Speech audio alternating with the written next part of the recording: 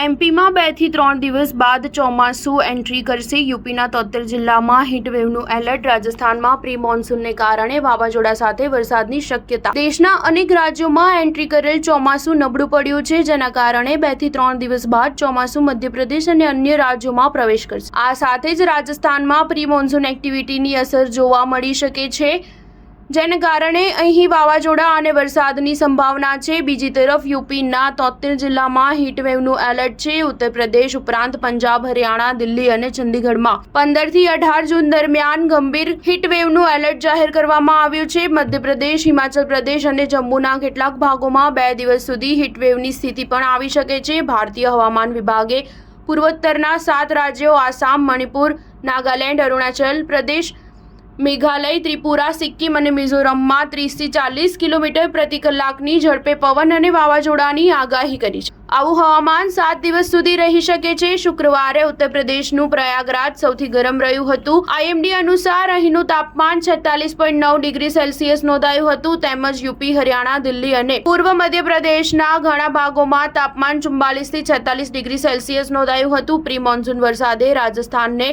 ભીંજવવાનું શરૂ કરી દીધું છે। આજે 17 જિલ્લાઓમાં તોફાન વરસાદની ચેતવણી જાહેર કરવામાં આવી છે।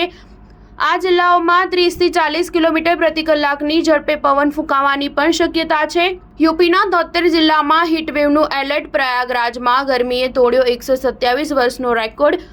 યુપીની રાતો હવે અત્યંત ગરમ બની રહી છે। 30 શહેરોમાં રાત્રિનું તાપમાન 30 ડિગ્રીને પાર કરી ગયું હતું। શુક્રવારે રાત્રે સોનભદ્ર અને ભદોઈમાં તાપમાન 35 ડિગ્રી સેલ્સિયસને પાર કરી ગયું હતું। આજે ફરી યુપીના 73 જિલ્લામાં હીટવેવનું એલર્ટ છે। આ સમયગાળા દરમિયાન તાપમાન 47 ડિગ્રીને પાર કરી શકે છે। 18 જિલ્લામાં ગરમ રાત્રિના ચેતવણી પણ આપવામાં આવી છે। સ્ટાર ન્યૂઝ 7 હંમેશા સચ્ચાઈની સાથે।